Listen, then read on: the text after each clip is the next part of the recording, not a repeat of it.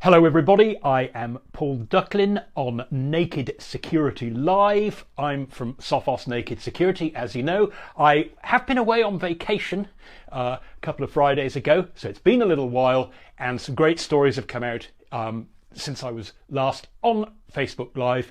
So let's catch up with what we've missed. Now, as you know from the title, today's topic is you've probably seen mention of this in the media. Two stories in the last 2 weeks about Apple AirTags. They're the cool new way of finding lost stuff. So they're competing with products like Tile and those sort of tracking tags. Of course, this is Apple. They're $29 each. They look cool. They're designed to be cool. They're cryptographically quite decently done as well. So it's a product that attracted a lot of attention, and it's attracted lots of newsworthy hacking.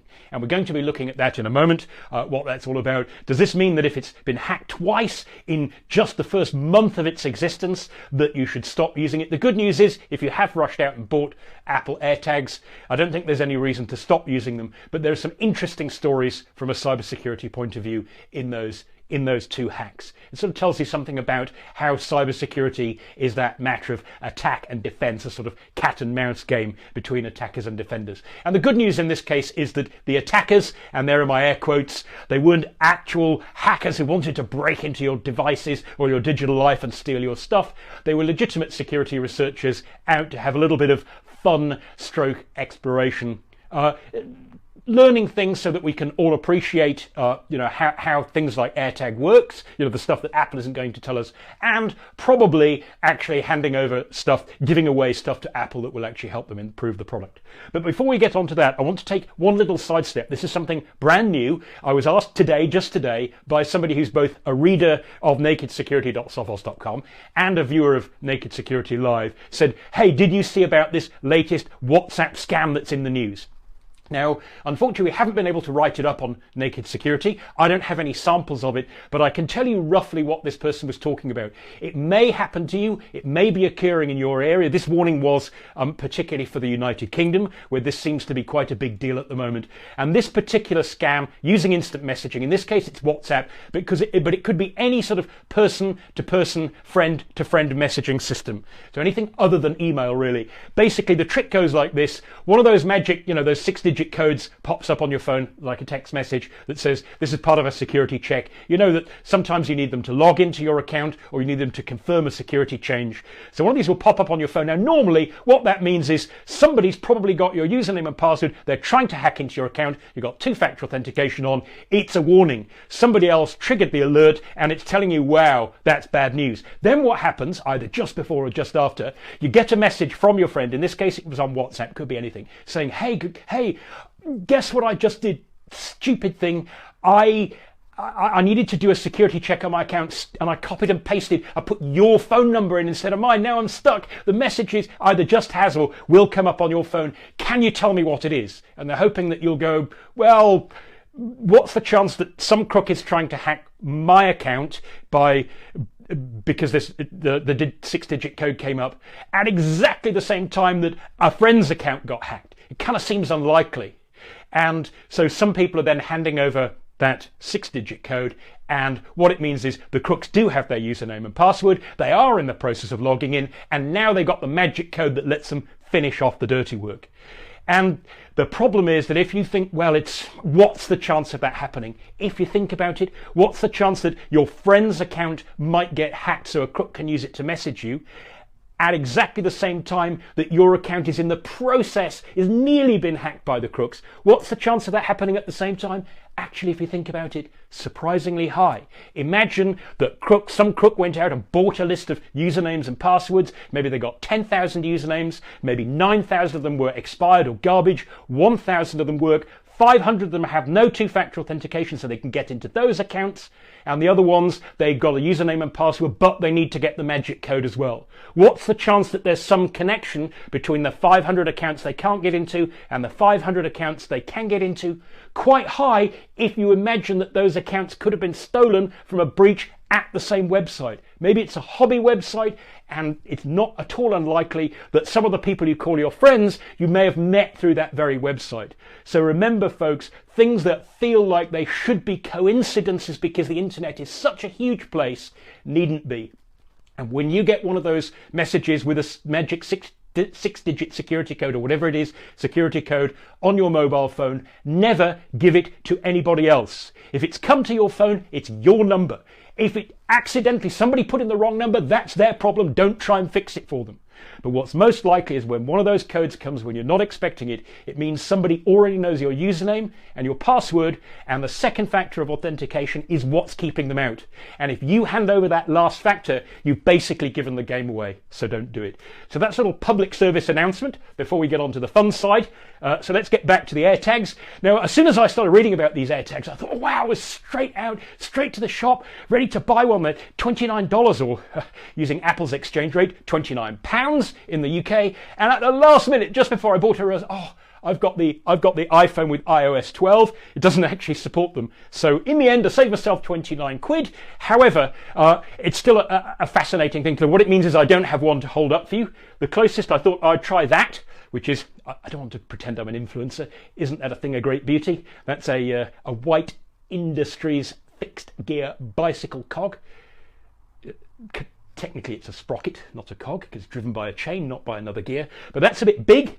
And then I came up with one of these. That's an old bicycle wheel bearing. That's a little bit too small. Then I remembered I had one of these. It's you may have seen these there. It's a little remote control for a camera, for an iPhone camera, little Bluetooth based. That's almost exactly the same size, although rather cheaper, more cheaply made than an AirTag.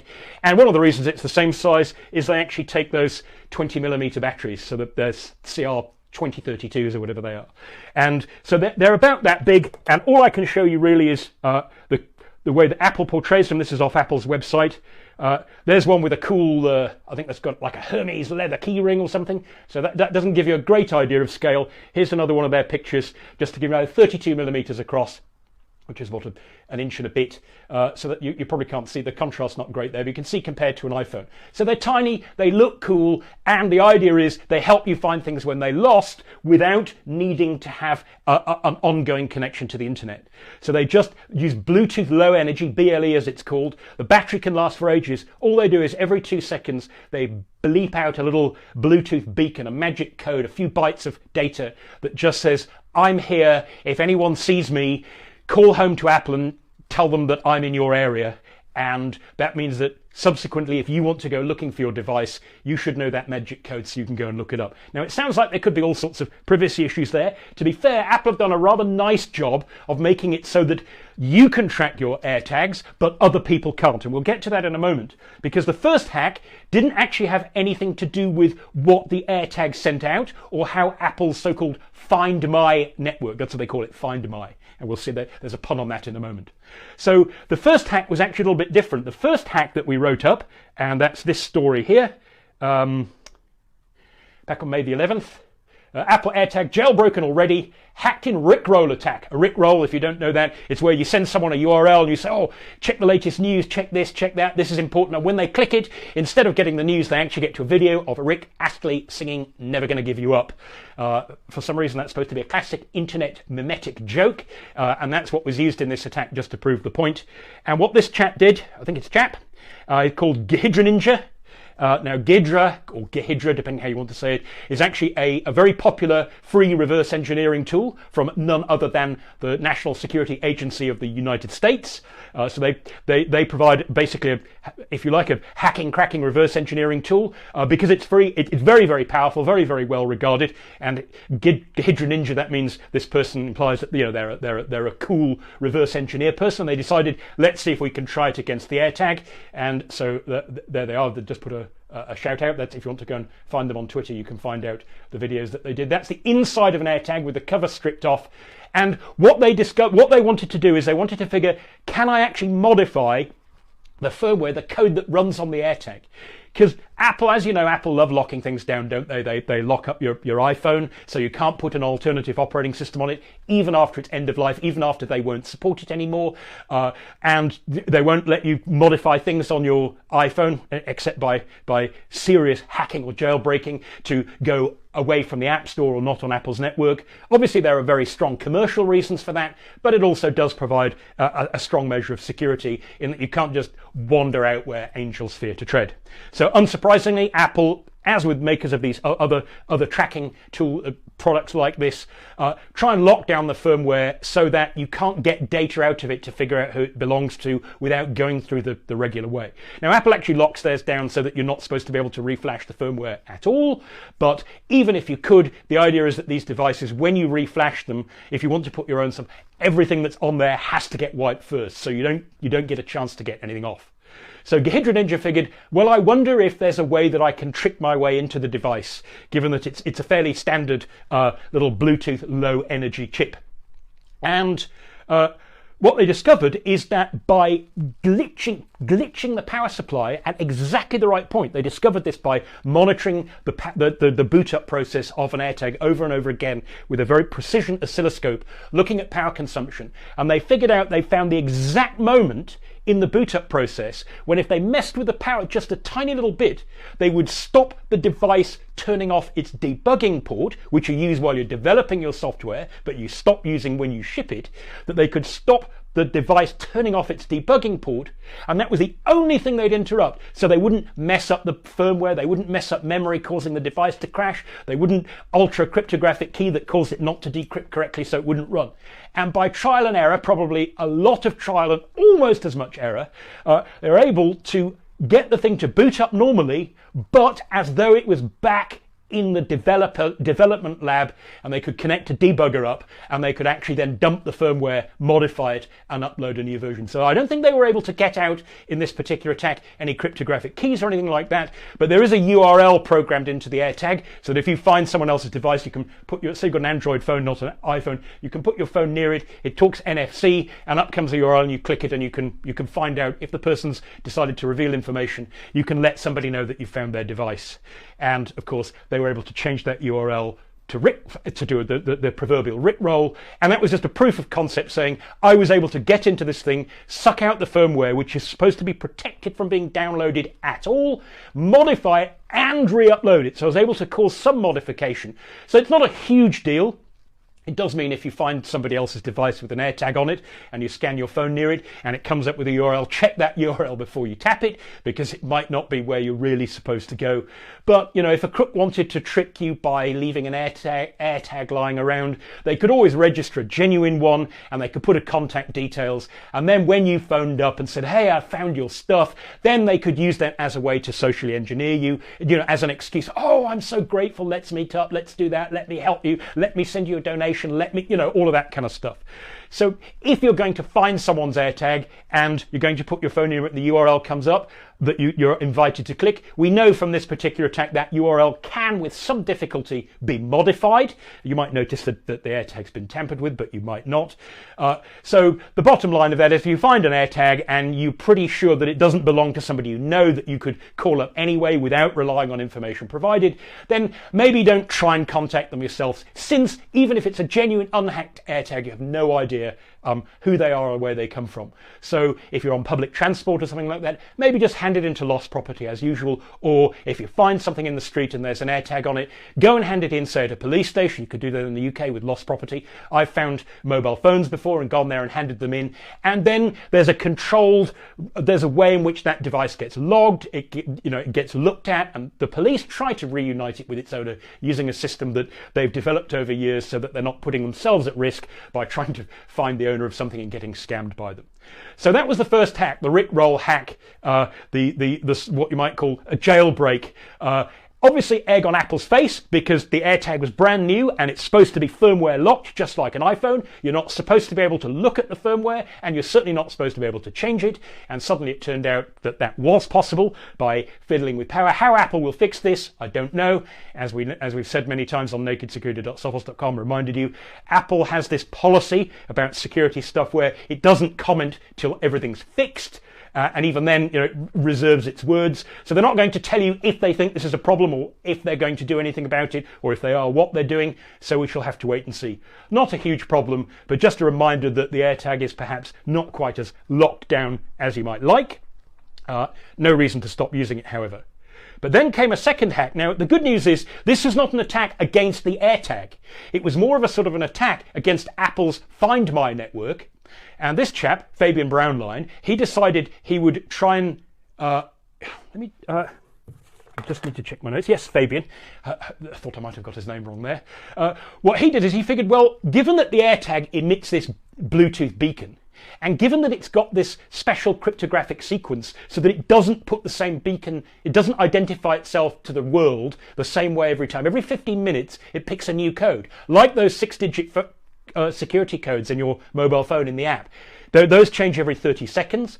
The AirTag changes its cryptographic key every 15 minutes in a way that only the AirTag and you know. So anybody who is picking up that beacon from your AirTag and calling home to Apple saying, hey, I think I found one, with their location in, their location is encrypted with a key that Apple doesn't have. So Apple doesn't know whose AirTag called home, and it doesn't know what the location is when it called home. Only the owner of the tag can find out. So it's a great way of, also it means that because the magic code that the AirTag keeps spitting out changes every 15 minutes, if someone keeps running into you over and over but they don't know who you are but they can see you've got the same AirTag, well, they wouldn't know it's the same AirTag because the code is different every time. So it means that somebody can't go and monitor what AirTags are saying in a coffee shop at any moment and then come back a week later and see, oh look, the same people are there, or find that out automatically because those cryptographic keys keep changing. So what Fabian Brownline did is he figured, well, what if we forget about the encryption? What if we don't even care whether we can decrypt the location as the owner of the tag? What if we treat the cryptographic key, which is essentially 28-byte random, pseudo-random number? What if we generate our own keys that aren't keys, they're actually pre-agreed data? Can we get a little cheap device that nobody expects? In fact, he used a thing called an ESP32. There's mine, that's a development one. So the bit that's the ESP32 is the square silver chip you see. And you can power it up. They're powered up, just that's from a mobile phone battery. The red light means power's on. I thought I better have some program on there before I show it to you on Naked Security Live.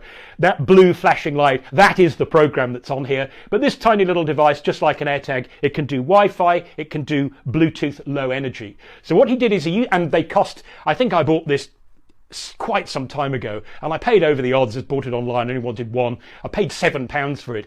2 arrived. I didn't realise they don't sell them, the company I bought it from, they don't sell them by the one, because they assume that while you're fiddling with the first one, you'll probably blow it up electrically, so they give you a spare just in case. So they're freely available, they're very cheap, and they're very, very useful. And he decided, what if he could use one of those to write a fake AirTag that would keep saying, here I am, here's a cryptographic key, and that cryptographic key would be used to encrypt a message that was delivered back to Apple. And he could then go in and check whether any of his sequence of cryptographic keys had showed up in Apple's servers. So Apple wouldn't know, the person who relayed the data wouldn't know what was going on. But he figured, what if I use the cryptographic key itself to send some kind of message?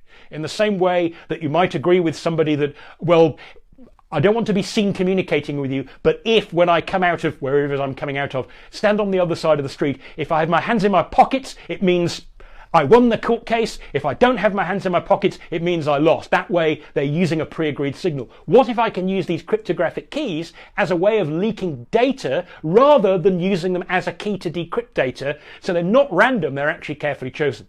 And he found he could get that to work, and then he figured, well, let me try and structure that.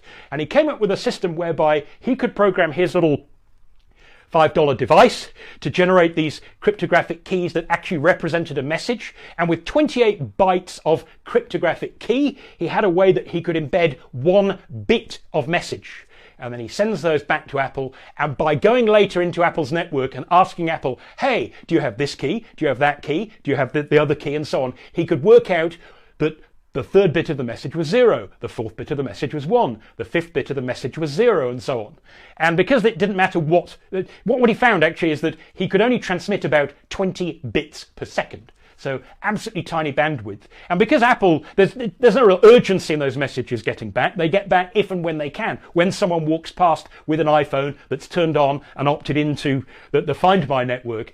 So he had bandwidth of about 20 bits per second with a latency of up to 1 hour.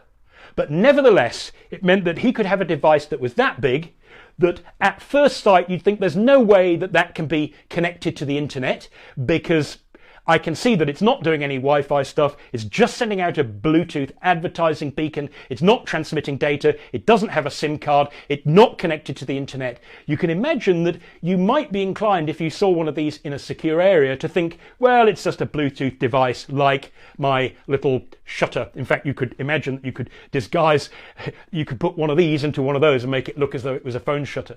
And you might be unsuspicious about that and think, you know what, I'm in a secure area and I don't have to worry about this thing that's lying around that I'm not sure about. I'll check everybody's mobile phones. I'll make sure they're only using authorized phones with authorized apps. But it turns out you could build a device that looks as innocent as that doesn't have access to the internet, that it seems to be sending out just Bluetooth beacons, but with the cooperation of a legitimate, unexceptionable app on phones nearby, could be calling home with data that isn't supposed to leave the secure area.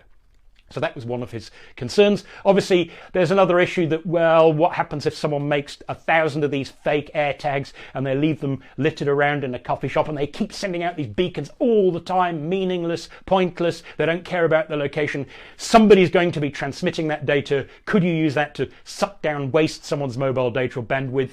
That is a sort of a concern, I guess, but of course, the amount of data that's being transmitted is very tiny. So you're probably not going to notice, and you're in somewhere like a coffee shop, you're probably not using your mobile data, you're probably using Wi-Fi anyway. So there are some concerns here, but the real big concern is that, well, he called this send my instead of find my. The concern is mainly, of course, Apple's, because now what they have is they have a network that is meant to provide this cryptographically secure and private way of you tracking your tags so nobody else knows where they are and nobody else can trace them back to you. Quite a good system. Because it's so opaque, because you don't know which tag belongs to whom, what that means is that by sending what looks like random data where you and only you know what the sequence is supposed to look like, you can actually use this data to get, if you like, free low bit bandwidth internet access. So it's more of a proof of concept than anything. Again, I guess the ball is in Apple's court. I imagine, although they're not saying what they're doing, they've got no need to say, and they might not want to make it too obvious in case that gives clues about how to game the system, which is really all that this hack is, how to game Apple's network so you can send small amounts of data from cheap and cheerful devices without needing a SIM card or a mobile phone contract of your own. I imagine Apple can put in some kind of rate limiting that would actually limit the chance of sending unwanted, unnecessary messages. Because you imagine if you need to transmit 28 bytes for every 1 bit, then imagine most AirTags don't need to transmit at that rate. So by rate limiting, Apple could make this thing pretty reasonable. So the big deal is the first hack, yes, the firmware can be modified even though it's supposed to be protected, but I don't think that's enough cause for you to stop using AirTags. It is a warning, it is interesting, it's egg on Apple's face from a PR point of view, but I don't think that's any reason to stop using AirTags that says, oh, they're fundamentally insecure and could be used to track you, because after all, if somebody wanted to track you, they could just get a device of their own or buy another tracking device that works in a different way, or even just a budget mobile phone and just throw it in your rucksack, your backpack, and if you don't notice, there are plenty of ways they could track you anyway.